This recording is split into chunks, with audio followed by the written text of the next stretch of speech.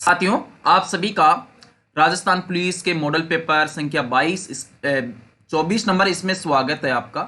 हम इसके अंदर आपके सिलेबस के अकॉर्डिंग है वो करने वाले हैं। पार्ट ए, बी, सी और डी करेंगे। ठीक है, तो देखते हैं। पहला क्वेश्चन हम करेंगे, इसमें आपके कंप्यूटर का क्वेश्चन है वो आने वाले हैं। रीजनिंग, लॉजिक, कंप्यूटर नॉलेज के ये 60 क्वेश्चन आने वाले हैं, 60 नंबर के होने वाले हैं। इसी में हमारा पहला क्वेश्चन है वो हम देखेंगे, छपे हुए अक्षरों को पढ़ने वाला उपकरण कौन सा है। देखिए, छपे हुए अक्षर है, जैसे कि ये मान लो है कि हार्ड कॉपी है और उस पर ये छपे हुए अक्षर पढ़ने वाला उपकरण ये लिखा होता है, तो हम उसको ऑप्टिकल कैरेक्टर रीडर से पढ़ेंगे और उसको हम शॉर्ट में बोलते हैं OCR। क्या बोलते हैं? OCR हम इसे बोलते हैं, ऑप्टिकल कैरेक्टर रीडर। तो याद रख लीजिएगा पूरी फुल फॉर्म भी इसकी। अब इसी में हम अपना अगला क्वेश्चन करते हैं कि एक हार्डवेयर डिवाइस जो डाटा को अर्थपूर्ण इंफॉर्मेशन में बदलता है। तो एक हार्डवेयर डिवाइस जो डाटा को अर्थपूर्ण इंफॉर्मेशन में बदलता है, ये प्रोसेसर कहलाता है। क्या कहलाता है सर जी? प्रोसेसर इसमें कहलाता है। आप सभी को ध्यान रखना है। मदरबोर्ड में क्या रहता है? जो मदरबोर्ड पर सीपीयू को दूसरे पुर्जों से जोड़ता है। देखिए, मदरबोर्ड है उस पे ये क्या रहता है जो मदरबोर्ड को सीपीयू से दूसरे पुर्जों को जोड़ता है। तो सिस्टम बस के द्वारा ये पुर्जे एक दूसरे से जुड़ते हैं, याद रख लीजिएगा। डीएसपी इसका पूरा रूप क्या है? ये डीएसपी वो वाले आपके पुलिस सर्विस वाले नहीं है, ये डीएसपी साहब है अपने कंप्यूटर वाले। ठीक है, तो इन डीएसपी साहब का पूरा नाम क्या है ये हम देखते हैं। डीएसपी का मतलब होता है डी का डिजिटल, एस का सिंगल और पी का प्रोसेसर, डिजिटल सिंगल प्रोसेसर। इसमें राइट आंसर हो जाता है बी आंसर।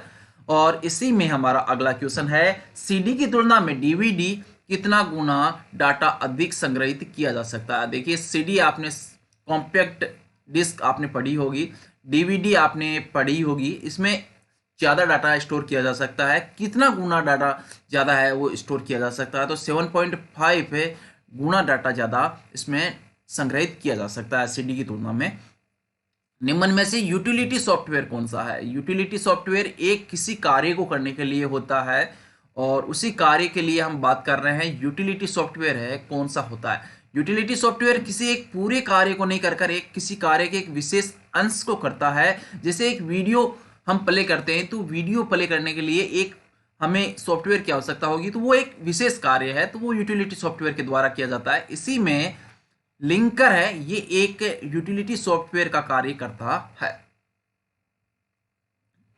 स्क्रीन पर डिस्प्ले किए गए पिक्सल की संख्या को हम क्या कह सकते हैं? देखिए, स्क्रीन है, स्क्रीन जैसे आप देख रहे हो, आपकी स्क्रीन है, इस पर डिस्प्ले किए गए पिक्सल की जो संख्या है ये रेजुलेशन कहलाती है। आप सभी जानते हैं, बहुत ज़्यादा यूज लेते हैं। मोबाइल भी एक नया खरीदते हैं तो उसमें भी ये आप देखते हैं कि ये कितना रेजुलेशन सपोर्ट कर सकता है, कितना नहीं कर सकता है, ये डिस्प्ले कितनी रेजुलेशन की है, वो आप सब जानते हैं। तो स्क्रीन पर डिस्प्ले किए गए पिक्सल की संख्या को स्क्रीन रेजुलेशन कहते हैं, याद रख सकते हैं आप। इसी में हमारा अगला क्वेश्चन है कि एक निबल तुल्य है। देखिए, एक निबल है वो किसके तुल्य है?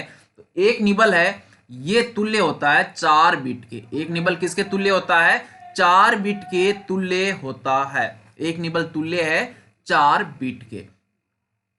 अगला हमारा क्वेश्चन है, एमएस एक्सेल में एबीएस का क्या प्रयुक्त होता है? एबीएस का क्या प्रयुक्त होता है? तो देखिए, एमएस एक्सेल है उसमें एबीएस है, ये क्या प्रयुक्त करता है? बहुत अच्छा क्वेश्चन है। ये किसी भी संख्या का निरपेक्ष मान है, इसके लिए एबीएस प्रयुक्त होता है, ये हम याद रख सकते हैं। इसी क्रम में अगला क्वेश्चन, किस टोपोलॉजी शैली में एक बार में एक ही कंप्यूटर द्वारा संदेश भेजा जा सकता है? किस टोपोलॉजी शैली में एक बार में एक ही कंप्यूटर द्वारा संदेश भेजा जा सकता है? तो ये भेजा जा सकता है महोदय बस के द्वारा। किसके माध्यम से भेजा जा सकता है? बस वाला टोपोलॉजी सिस्टम है। इसके अंदर एक बार में एक ही कंप्यूटर द्वारा संदेश भेजा जा सकता है। जैसे ये पहुंचेगा उसके बाद में कोई दूसरा संदेश भेजी जाने की प्रक्रिया होगी। तो ये हम आपके लिए कंप्यूटर के क्वेश्चन लेके आए थे।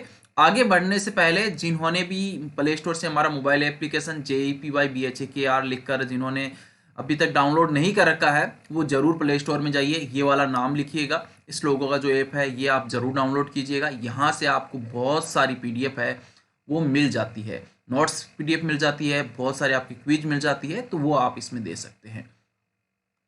आपके अगले क्वेश्चन में पार्ट बी है। पार्ट बी के अंदर आप जनरल नॉलेज के क्वेश्चन आते हैं, आपके जीएस के आते हैं, करंट अफेयर के आते हैं।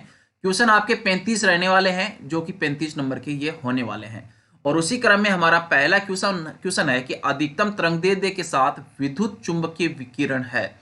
अधिकतम तरंगदैर्ध्य के साथ विद्युत चुंबकीय प्रेरक है वो कौन सा है। तो हम इनका क्रम देख लेते हैं। सबसे पहले मैं बता देता हूं रेडियो वेव। रेडियो वेव सबसे ऊपर हो गई, उसके बाद में आ जाती है आपकी माइक्रोवेव। क्या हो जाती है? माइक्रोवेव उसके बाद में आ जाती है। इंफ्रारेड इसके बाद में आ जाती है तरंगदैर्ध्य के हिसाब से।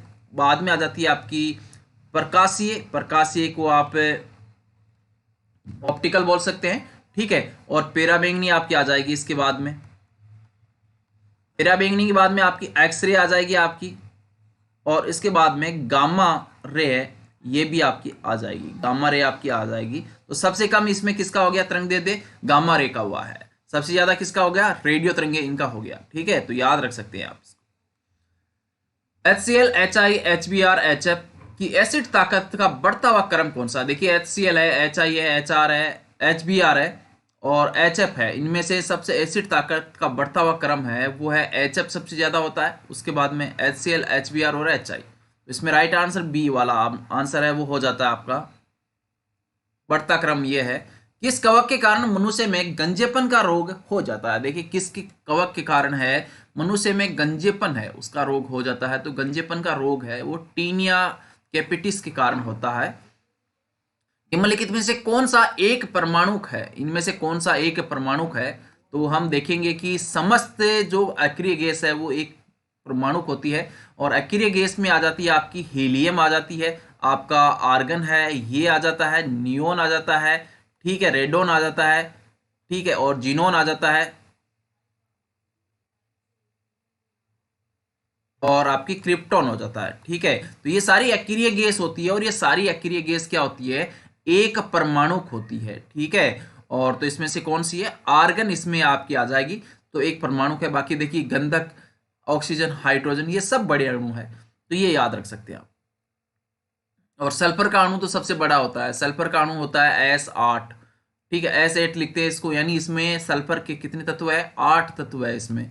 तो ये पूछा जाता है कई बार सबसे बड़ा अणु कौन सा होता है, तो सल्फर का अणु होता है। निष्क्रिय लिटमस विलियन का रंग, देखिए लिटमस पत्थर है ये लाइकेन से बनाए जाते हैं। किससे बनाए जाते हैं? लाइकेन से।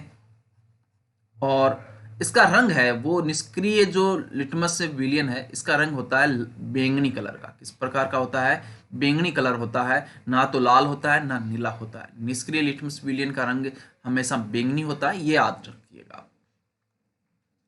और अगर वो अम्लीय हो गया है तो लाल हो जाएगा, अगर वो क्षारीय हो गया है तो नीला हो जाएगा, ये आपको पता है। मेंडलिप आवर्त नियम के अनुसार आवर्त सारणी में तत्व किस क्रम में व्यवस्थित रहते हैं? तो मेंडलिप आवर्त नियम के अनुसार आवर्त सारणी में तत्व परमाणु क्रमांक के घटते क्रम में रहते हैं।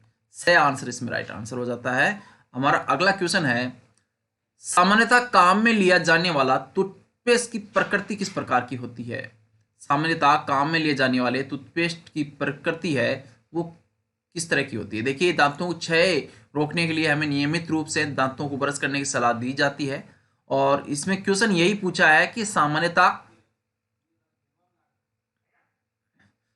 काम में लिए जाने वाले टूथपेस्ट की प्रकृति किस प्रकार की होती है? तो ये क्षारीय होती है। किस प्रकार की होती है? क्षारीय प्रकृति होती है। इसी क्रम में 18 नंबर क्वेश्चन है, निम्नलिखित में से कौन सी धातुएं प्रकृति में प्राकृत अवस्था में पाई जाती है? तो इनमें से देखिए जो धातुएं हैं जो प्रकृति में प्राकृत अवस्था में पाई जाती है वो है आपकी Au सोना हो गया आपका, Ag आपकी चांदी हो गई। तो सोना और चांदी है ये प्राकृत अवस्था में पाई जाती है।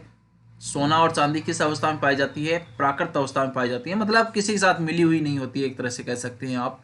सही आंसर आपका राइट आंसर हो जाएगा इसमें, क्योंकि कम निष्क्रिय धातुएं हैं, जबकि बाकी सब अच्छी खासी सक्रिय धातुएं होती है। बाकी ये कम क्रियाशील धातुएं हैं, तो ये प्राकृत अवस्था में मिलती है। निम्नलिखित में से कौन सा पदार्थ प्राकृतिक कच्चे माल से बना होता है? देखिए कौन सा पदार्थ प्राकृतिक कच्चे माल से बना होता है? तो आपका जो रेयन है ये सेलुलोज का बनाया जाता है। इसका बनाया जाता है, सेलुलोज का बनाया जाता है। और इसे ऑफिशियली सिल्क भी कहा जाता है, ऑप्टिफिशियल ये भी कहा जाता है, या यहाँ पे पॉलीस्टाइरीन हो जाएगा आंसर तो इसका। केंद्रीय चमड़ा अनुसंधान केंद्र कहाँ पे स्थित है? देखिए केंद्रीय चमड़ा अनुसंधान केंद्र चेन्नई में स्थित है। कहाँ पे स्थित है? चेन्नई के अंदर स्थित है। थॉमस कप किस खेल से संबंधित है? तो देखिए थॉमस कप है, ये जुड़ा हुआ होता है बैडमिंटन से। ठीक है, किससे जुड़ा होता है? बैडमिंटन से जुड़ा हुआ होता है। केंद्रीय तंबाकू अनुसंधान केंद्र कहाँ पे स्थित है? तो केंद्रीय तंबाकू अनुसंधान केंद्र राजमुंदरी में स्थित है। इसी क्रम में अगला क्वेश्चन, रविंद्रनाथ टैगोर द्वारा रचित जनगण मन को संविधान सभा द्वारा भारत का राष्ट्रगान कब स्वीकार किया गया? 22 जुलाई 1947 को। देखिए 22 जुलाई 1947 को राष्ट्रीय ध्वज है, राष्ट्रीय ध्वज को स्वीकार किया गया था। 24 जनवरी 1950 को राष्ट्र गान है हमारा जनगण मन धन, जनगण मन, इसको स्वीकार किया गया था। ठीक है, याद रख सकते हैं। 22 मार्च 1957, इसको भी आप याद रख सकते हैं। 26 जनवरी 1950 को तो हमारा आपको पता है कि राष्ट्र चिन्ह है, राष्ट्र चिन्ह जिनके नीचे लिखा होता है सत्यमेव जयते, ये मुंडकोपनिषद से लिया गया है। राष्ट्र चिन्ह स्वीकार किया गया था और संविधान लागू किया गया था पूर्ण रूप से। 22 मार्च 1957 को संघ संवत आधारित कैलेंडर है वो अपनाया गया। संघ संवत आधारित कैलेंडर है ये अपनाया गया है, तो ये भी बहुत बार पूछा जाता है संघ संवत आधारित। तो आंसर हो जाता है इसमें बी आंसर। मरणोपरांत भारत रत्न से सम्मानित प्रथम व्यक्ति थे। मरणोपरांत भारत रत्न से सम्मानित पहले व्यक्ति है लाल बहादुर शास्त्री, 1980 में ये दिया गया। भारतीय क्रांतिकारियों की माता किसे कहा जाता है? देखिए इन्हें भारत का पहले तिरंगे झंडे के निर्माण का श्रेय दिया जाता है और भारत की माता है, भारतीय क्रांतिकारियों की माता है, ये मैडम कामा को कहा जाता है और इन्हें भारत के पहले तिरंगे झंडे के निर्माण का श्रेय भी मैडम कामा को जाता है। किताब उल हिंद रचित है। देखिए किताब उल हिंद रचित है, तो ये रचित है भैया आपकी अल बरूनी। ठीक है, बी आंसर इसमें राइट आंसर है। सिल्क रूट पर नियंत्रण रखने वाले शासकों में सबसे प्रसिद्ध थे। देखिए सिल्क रूट है, इस पर नियंत्रण रखने वाले शासकों में सबसे प्रसिद्ध है वो है सोनम। कौन है? सोनम। ए आंसर इसमें राइट आंसर है। इसी क्रम में अगला हमारा क्वेश्चन है कि बाबर ने अपनी आत्मकथा तुजक ए बाबरी किस भाषा में लिखी? बाबर ने अपनी आत्मकथा तुजक ए बाबरी किस भाषा में लिखी? तो बाबर के द्वारा अपनी आत्मकथा तुजक ए बाबरी ये तुर्की भाषा में लिखी गई है। किस भाषा में लिखी गई है? तुर्की भाषा में ये लिखी गई है। मनसबदारों की संपूर्ण आय के दावे में 1/4 की कटौती अमीरों के निम्नलिखित वर्ग से जुड़ी हुई है। तो ये सबसे पहले आपको ये पता होना चाहिए कि मनसबदारी प्रथा है, मनसबदारी मैं लिख देता हूं यहाँ पे ताकि आपको पता रहे। मनसबदारी प्रथा है ये शुरू किसने की थी? तो मनसबदारी प्रथा है ये शुरू की है अकबर ने। किसने शुरू की थी? अकबर ने शुरू की थी। कब शुरू की थी? 1577 में की। ठीक है, और ये राजपूत से जुड़ी हुई है। ऊंचाई मापने के लिए किस यंत्र का प्रयोग किया जाता है? देखिए ऊंचाई मापने के लिए जिस यंत्र का प्रयोग किया जाता है वो है अल्टीमीटर। इसका प्रयोग किया जाता है, अल्टीमीटर का प्रयोग है वो ऊंचाई मापने के यंत्र के रूप में किया जाता है। मोडेरा का सूर्य मंदिर किस राज्य में स्थित है? मोडेरा का सूर्य मंदिर राज्य के गुजरात राज्य में स्थित है, याद रखिएगा। हट्टी सोने की खान किस राज्य में स्थित है? देखिए हट्टी सोने की खान किस राज्य में स्थित है? देखिए हट्टी सोने की खान ये स्थित है कर्नाटक में। कहाँ पे स्थित है? कर्नाटक में स्थित है। भारत में उगाई जाने वाली अधिकतर कॉफी की किस किस्म की है? देखिए भारत में उगाई जाने वाली अधिकतर कॉफी किस्म अरेबिका है। और इसी क्रम में अगला क्वेश्चन, क्षेत्रफल के आधार पर भारत की मिट्टियों का अवरोही क्रम क्या है? घटता हुआ क्रम पूछ रहे हैं। ठीक है, क्षेत्रफल के आधार पर भारत की मिट्टियों का अवरोही क्रम है। सबसे ज्यादा मिट्टी जलोढ़ है, बाद में लाल है, बाद में काली और लास्ट में लेटेराइट। बी आंसर हम इसमें कर देते हैं, क्षेत्रफल के आधार पर मिट्टियों का घटता हुआ क्रम यानी अवरोही क्रम। देखिए विश्व सर्प दिवस कब मनाया जाता है? विश्व सर्प दिवस मनाया जाता है 16 जुलाई को। और इसी क्रम में अगला क्वेश्चन, रंगभेद के खिलाफ संघर्ष करने वाले नोबेल शांति पुरस्कार विजेता आर्क बिशप एमरेडिटस डेसमंड टुटू किस देश से संबंधित है, जिनका 26 दिसंबर 2021 को निधन हो गया है? तो ये दक्षिणी अफ्रीका के थे। इसी क्रम में अगला क्वेश्चन, संयुक्त राष्ट्र महासभा द्वारा अंतर्राष्ट्रीय सौर गठबंधन ISA का पर्यवेक्षक का दर्जा प्रदान किया गया है। तो ये दर्जा प्रदान किया गया है जनवरी 2022 में। कब प्रदान किया गया है? जनवरी 2022 में। कौन सा देश पहला देश बन गया है जिसने कर्मचारियों के काम और व्यक्तिगत जीवन में सामंजस्य बेहतर स्थापित करने के उद्देश्य से सप्ताह में केवल 4.5 दिन वर्किंग डे रखने का निर्णय लिया है? तो ये 1 जनवरी 2022 से लागू हो जाएगा और ये UAE है, इसके द्वारा ये निर्णय लिया गया है। किस अंतरिक्ष एजेंसी के अंतरिक्ष यान द पार्कर सोलर प्रोब ने पहली बार सूर्य के वायुमंडल में प्रवेश कर लिया है? इसरो भारत की आपको पता है, नासा आपकी USA की है, ये आपको पता है, और रोस्मोकोस ये रूस की अंतरिक्ष एजेंसी है, CNSA ये चीन की है, और ये जो solar the Parker solar probe जो पहली बार वायुमंडल में प्रवेश किया है, ये नासा का है। किसका है? नासा का है। ये पहली बार है जब कोई मानव के द्वारा बनाई गई चीज, निर्मित की गई चीज है, वो इसमें प्रवेश की है। राष्ट्रीय विकास परिषद का सचिव कौन होता है? देखिए, राष्ट्रीय विकास परिषद का सचिव होता है योजना आयोग का सचिव, और अभी योजना आयोग की जगह कौन है? नीति आयोग। तो नीति आयोग का सचिव हो जाएगा इसमें, ठीक है।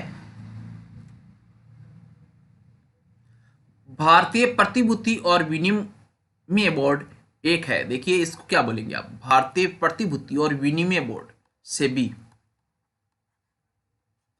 इसकी स्थापना हुई थी 12 अप्रैल 1992। नाबार्ड की स्थापना हुई थी 1982 में, उसके 10 साल बाद में इसकी हुई है स्थापना 1992 में। तो नाबार्ड 1982 याद रखेंगे, इसको आप 12 अप्रैल 1992 याद रखेंगे, सेबी की स्थापना, और ये एक नियामक निकाय है।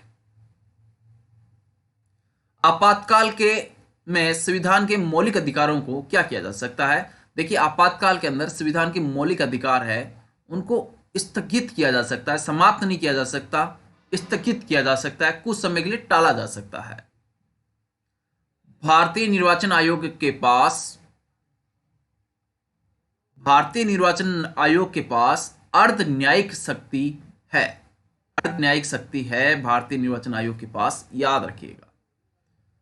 भारत में प्रथम परमाणु परीक्षण कब किया गया? भारत में पहला परमाणु परीक्षण राजस्थान की पोखरण में किया गया था, आप सभी को पता है, और इस पे परमाणु करके मूवी भी बनी हुई है, वो भी आप देख सकते हैं।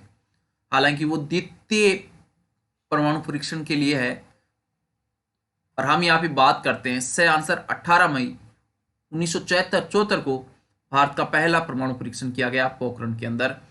देश का पहला ऐसा कौन सा राज्य था जिसने सर्वप्रथम लोकायुक्त को अधिनियमित किया? देश का ऐसा पहला राज्य जिसने सर्वप्रथम लोकायुक्त को अधिनियमित किया, तो ये उड़ीसा है, जिन्होंने सबसे पहले लोकायुक्त को अधिनियमित किया था। परंतु महाराष्ट्र देश का पहला राज्य है जिसने लोकायुक्त की स्थापना की। महाराष्ट्र पहला राज्य जिसने लोकायुक्त की स्थापना की, जबकि अधिनियमित उड़ीसा ने किया था, ये याद रख सकते हैं। चलिए हम अगले क्वेश्चन की तरफ बढ़ते हैं, और अगला हमारा है महिला एवं बाल विकास। महिला एवं बाल विकास उत्पीड़न अपराध 10% आपको इसमें मिलेंगे, 10 नंबर के ये रहने वाले हैं, वो हम यहाँ पे करने वाले हैं। देखिए, विदेश से लड़की का आयात करना से संबंधित अनैतिक व्यापार निवारण अधिनियम की धारा कौन सी है? तो धारा 366 है, इसमें लग जाती है, बी आंसर इसमें राइट आंसर हो जाता है। अनैतिक व्यापार निवारण अधिनियम के अंतर्गत दिए गए अपराध के दोषी व्यक्ति को विशेष पुलिस अधिकारी या उसके निर्देश के बिना वारंट के गिरफ्तार भी किया जा सकता है। बिना वारंट के गिरफ्तार उसे किया जा सकता है, निर्देश बिना वारंट के गिरफ्तार किया जा सकता है। बालक एवं किशोर श्रम प्रतिषेध विनियमन अधिनियम 1986 की किस धारा के तहत 14 वर्ष तक की आयु वर्ग तक के बालक से किसी भी प्रकार का खतरनाक एवं गैर खतरनाक कार्य कराना संज्ञेय अपराध है? धारा 3। भारतीय दंड संहिता की किस धारा के अंतर्गत स्त्री की लज्जा भंग करने से आश्रय से उस पर हमला या आपराधिक बल का प्रयोग का वर्णन है? तो ये धारा 354।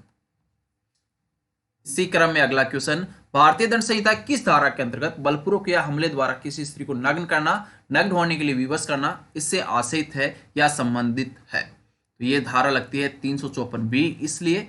और इसी क्रम में अगला क्वेश्चन, शब्द अंग विक्षेपण कार्य किसी स्त्री की लज्जा अनादरण करने से संबंधित आश्रित हो, धारा लगती कौन सी है? उस संबंध में धारा 509 लगेगी, ये भी याद रखिएगा। दंड प्रक्रिया संहिता सीआरपीसी 1973 की कौन सी धारा किसी लोक सेवक, लोक कर्मचारी, उसके द्वारा किसी स्त्री के साथ अगर यौन अपराध कारित किया जाता है तो उसके लिए तहत जो मुकदमा है वो 376 के तहत मुकदमा दर्ज किया जाता है, याद रखिएगा। और मिनिमम 10 साल की सजा है इसके लिए। दंड प्रक्रिया संहिता सीआरपीसी 1973 की किस धारा के अंतर्गत 12 वर्ष से कम उम्र की महिला का एक या एक से अधिक व्यक्ति द्वारा मिलकर सामूहिक बलात्कार का उल्लेख मिलेगा? तो ये धारा 376 डी। देखिए सामूहिक बलात्कार धारा 376 डी लगेगी। अगर 16 साल से कम उम्र की महिला के साथ अगर ये बलात्कार किया गया है तो धारा 376 डी लगेगी। और अगर वही 12 साल से कम उम्र की महिला के साथ ये किया गया है घटना तो ये धारा 376 डी लगती है। यदि किसी लड़की की विवाह के 7 साल के भीतर असामान्य परिस्थितियों में मौत हो जाती है और यह साबित कर दिया जाता है कि मौत से पहले उसे दहेज के लिए प्रताड़ित किया जाता था, तो भारतीय दंड संहिता किस धारा के अंतर्गत लड़की के पति और रिश्तेदारों को कारावास की सजा का प्रावधान किया गया है? धारा 304 बी, इसके तहत आजीवन कारावास है, ये कारावास की सजा है, उसका प्रावधान किया गया है। तो याद रख सकते हैं 304 बी। दहेज से जुड़ी हुई 3 स्थितियां होती है। दहेज से जुड़ी हुई कितनी स्थितियां होती है? 3 स्थितियां आपके पास होती है। उसी क्रम में हमारा ये क्वेश्चन है कि सारी विवाह से पूर्व, विवाह के समय, विवाह के पश्चात, ये दहेज से जुड़ी हुई स्थितियां हैं।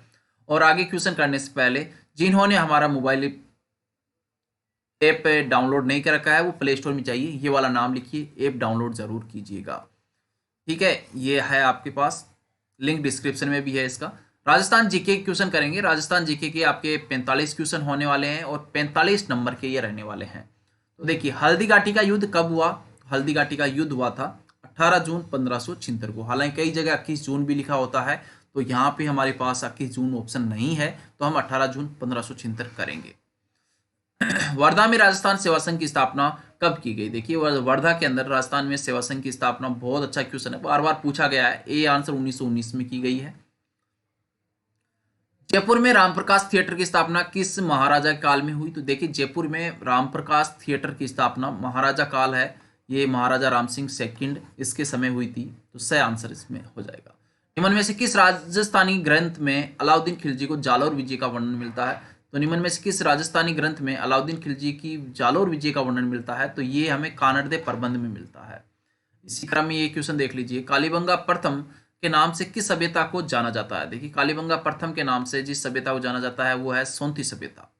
और इसी क्रम में अगला क्वेश्चन, निम्नलिखित में से कौन मुख्यमंत्री राजस्थान विधानसभा के नेता प्रतिपक्ष के पद पे नहीं रहे हैं? अब देखिए नेता प्रतिपक्ष के पद पे कौन से मुख्यमंत्री है वो नहीं रहे हैं? तो एक तो शिवचरण माथुर है, ये कभी नेता प्रतिपक्ष नहीं बने थे। इसके अलावा अशोक गहलोत है, ये नहीं बने हैं। बाकी हरिदेव जोशी है, वसुंधरा राजे हैं, ये तो रहे हैं। तो हम करेंगे इसमें सही कूट का चयन, ये है 2 और 3। जिला ग्रामीण विकास अभिकरण का अध्यक्ष कौन होता है? तो जिला प्रमुख इसका अध्यक्ष है, ये होता है, याद रख सकते हैं आप।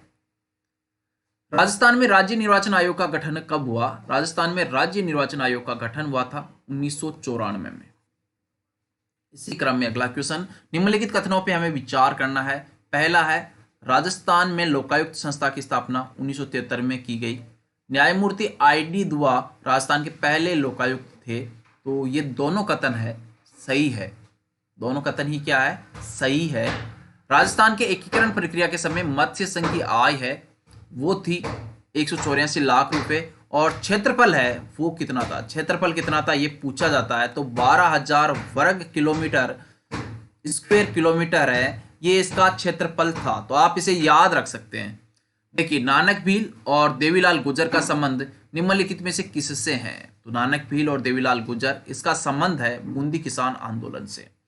इसी क्रम में अगला क्वेश्चन, वर्ष 1921 में किसानों का सुअर विरोधी आंदोलन किस राज्य में चला था? राज्य का मतलब यहाँ पे कौन सी रियासत है वो है। तो वर्ष 1921 में किसानों का सुअर विरोधी आंदोलन है वो चला था अलवर में। कहाँ पे चला था? अलवर में चला था। इस समाचार पत्र के माध्यम से विजय सिंह पथिक ने बिजोलिया किसान आंदोलन को पूरे भारत में चर्चा का विषय बना दिया था? तो ये बनाया था प्रताप समाचार पत्र के माध्यम से। 1857 के विद्रोह के समय जोधपुर के महाराजा कौन थे? देखिए 1857 के विद्रोह के समय जोधपुर के महाराजा है वो थे महाराजा तख्त सिंह। कौन थे? महाराजा तख्त सिंह। निम्नलिखित में से कौन सा कानूना क्रम दृष्टि से सही है? इसमें देखिए जतर सिंह, तेज सिंह और समर सिंह, ये सही हो जाएंगे। कट्टीबंधु के नाम से निम्नलिखित में से कौन सा राजा प्रसिद्ध है? देखिए कट्टीबंधु कहा जाता है विग्रहराज चतुर्थ को। किसे कहा जाता है? विग्रहराज चतुर्थ है, इसे कहा जाता है। इसी क्रम में अगला क्वेश्चन, बड़वा ग्राम कोटा के अंदर है। कितनी मोखरी यूप अभिलेख प्राप्त हुए हैं? देखिए बड़वा ग्राम कोटा से कितनी मोखरी यूप अभिलेख प्राप्त हुए हैं? तो ये 3 अभिलेख है, ये प्राप्त हुए हैं। इसी क्रम में अगला क्वेश्चन, अजमेर को राजधानी बनाने वाला शासक कौन था? अजमेर को राजधानी बनाने वाला शासक कौन था? तो अजमेर को राजधानी बनाने वाला शासक है ये कोकिल देव था। कौन था भैया? कोकिल देव ये था। इसी क्रम में राजस्थान में लेटा, मांगरोल एवं सालावास जाने जाते हैं। देखिए राजस्थान के अंदर लेटा है, मांगरोल है, सालावास है, ये जाने जाते हैं कपड़े की मंदों की बुनाई के लिए। ए आंसर इसमें राइट आंसर हो जाता है। राजस्थान सरकार द्वारा पहली बार सौर ऊर्जा नीति कब घोषित की गई? राजस्थान सरकार द्वारा पहली बार सौर ऊर्जा नीति घोषित की गई है 2011 के अंदर। इसी क्रम में अगला क्वेश्चन, बेलाडीला खान किससे संबंधित है? देखिए बेलाडीला खान है ये जुड़ी हुई होती है लो एस्क से। किससे जुड़ी हुई है? लो एस्क से। उद्यमियों को निवेश और अन्य सुविधाएं प्रदान करने के लिए राज्य में कितने जिला उद्योग और उपकेंद्र कार्यरत है? तो इसके लिए राज्य के अंदर 36 जिला उद्योग केंद्र और 8 उपकेंद्र है वो कार्यरत है। माधव सागर बांध किस जिले में स्थित है? वह है माधव सागर बांध कौन से जिले में स्थित है? माधव सागर बांध दौसा के अंदर स्थित है। इसी क्रम में अगला क्वेश्चन, राजस्थान में पहली विधानसभा का समय सदस्य संख्या कब थी? राजस्थान की पहली विधानसभा 1952, याद रखिएगा। इस समय सदस्य संख्या है वो 160 थी। 160 से बढ़ाकर किया गया 184 और इसके बाद में छठी विधानसभा है उसमें 200 कर दी गई थी, याद रख सकते हैं आप। राज्य का सौर ऊर्जा से संचालित पहला एटीएम कौन सा है? राज्य का सौर ऊर्जा से संचालित पहला एटीएम मनोहरपुर जयपुर है। ये आंसर इसमें हो जाएगा।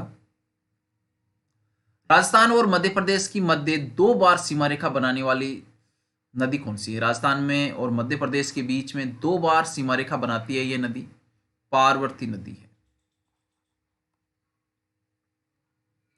राजस्थान में पूर्ण बहाव की दृष्टि से सबसे लंबी दूरी तक बहने वाली नदी कौन सी है? पूर्ण बहाव की दृष्टि से लंबी दूरी की नदी है वो है बनास नदी। किस झील के नमक में सोडियम क्लोराइड की जगह सोडियम सल्फेट पाया जाता है? तो ये डीडवाना में पाया जाता है। डीडवाना झील है, इसका ये नमक खाने योग्य नहीं है। इसमें सोडियम क्लोराइड NaCl होता है, उसकी बजाय इसमें सोडियम सल्फेट होता है। ठीक है, तो ये याद रखिएगा, सोडियम सल्फेट इसमें पाया जाता है। राजस्थान में 2011 की जनगणना के अनुसार ग्रामीण लिंगानुपात कितना था? तो ये 933 था। कितना था भैया? 933 इसमें लिंगानुपात था। जनगणना 2011 के अनुसार राजस्थान में निम्नलिखित जिलों में साक्षरता दर सर्वाधिक पाई जाती है। जिलों को ज्यादा से कम में साक्षरता दर में सही क्रम में हमें चयनित करना है। तो कोटा, जयपुर, झुंझुनू, सीकर, अलवर, ये इसका सही क्रम रहेगा। इसी क्रम में आ गया अगला क्वेश्चन, राजस्थान सूचना आयोग का गठन कब किया गया? राजस्थान सूचना आयोग का गठन 18 अप्रैल 2006 को किया गया है। राजस्थान में अधिकांश बालू पत्थर किस महासमूह की सेलों से प्राप्त होता है? तो ये विंध्यन से प्राप्त होता है। बहाव क्षमता की दृष्टि से पश्चिमी राजस्थान का सबसे बड़ा बांध कौन सा है? जवाई नदी पे बना हुआ पाली के अंदर जवाई बांध हो जाएगा। द आंसर इसमें राइट आंसर हो जाएगा। मारवाड़ का अमृत सरोवर भी कहते हैं इसे। राजस्थान की एकमात्र नदी जो अंतरराष्ट्रीय सीमा रेखा बनाती है, चंबल नदी। अंतर्राज्यीय, माफ कीजिए, राजस्थान की एकमात्र नदी जो अंतर्राज्यीय सीमा बनाती है, तो यहां पे आपकी हो जाती है चंबल नदी। राजस्थान के राज्यपाल को शपथ ग्रहण कराई जाती है राज्य के उच्च न्यायालय के मुख्य न्यायाधीश द्वारा। मावठ होती है, देखिए मावठ होती है भूमध्य सागर चक्रवातों से। राजस्थान के प्रथम मुख्य सचिव कौन थे? राजस्थान के प्रथम मुख्य सचिव के राधाकृष्णन थे। कौन सा स्थान मारवाड़ का लघु माउंट कहलाता है? मारवाड़ का लघु माउंट पिंपलूद बाड़मेर कहलाता है। घोटियाम्बा मेला कहां आयोजित होता है? घोटियाम्बा मेला आयोजित होता है बांसवाड़ा में। राजस्थान में त्योहारों का आगमन किस त्योहार से माना जाता है? राजस्थान में त्योहारों का आगमन माना जाता है सावन तीज से। राजस्थान के प्रसिद्ध पखावज वादक है। राजस्थान के प्रसिद्ध पखावज वादक पंडित पुरुषोत्तम दास। मेवाड़ में उत्तराधिकारी कर को क्या कहा जाता था? यह कहलाता था केद खालसा। उपनाम था तलवार बंदाई। तलवार बंदाई, तलवार बंदाई या केद खालसा है, यह कहा जाता था इसे। जयसिंह ने यूक्लिड के ग्रंथ एलिमेंट ऑफ ज्योमेट्री को किस भाषा में अनुवाद किया? जयसिंह ने यूक्लिड के ग्रंथ एलिमेंट ऑफ ज्योमेट्री इसको संस्कृत भाषा में अनुवाद किया है। सही आंसर इसमें राइट आंसर है। कौन सी लोक देवी बिना पति के अकेली सती हुई थी? तो कौन सी लोक देवी है जो बिना पति के अकेली सती हुई थी? तो यह है घेवर माता। कौन है? घेवर माता बिना पति के अकेली सती हुई थी ये। और नंदिकेश अवतार नाम से, नंदिकेश्वर अवतार नाम से कौन सा शासक जाना जाता था? तो ये महाराणा कुंभा। अभिनव भट्टाचार्य वह नंदिकेश्वर अवतार के नाम से जाना जाता था। वह आंसर है। आज की क्लास यहाँ फिनिश करेंगे। अच्छी लगी है तो लाइक जरूर करना। क्लास में पहली बार देखते हो, आप जुड़े हुए नहीं हो हमारे चैनल से, सब्सक्राइब जरूर करना। आप हमारा मोबाइल एप्लीकेशन है प्ले स्टोर से, वो भी डाउनलोड कर सकते हैं। आपको लिखना है प्ले स्टोर में हमारा ये नाम JEPYBHAKR चैनल का नाम है, वही सर्च करना है और कुछ नहीं करना है, बिना स्पेस दिए। इस लोगों का ऐप है वो आपको मिल जाएगा। वैसे लिंक डिस्क्रिप्शन में भी डाला हुआ है, वहाँ सुविधा से आप सीधे जा सकते हैं और डाउनलोड कर सकते हैं। तो उम्मीद है आपको ये क्लास अच्छी लगी होगी। मिलते हैं नई क्लास के साथ, तब तक के लिए अलविदा। जय हिंद, जय भारत।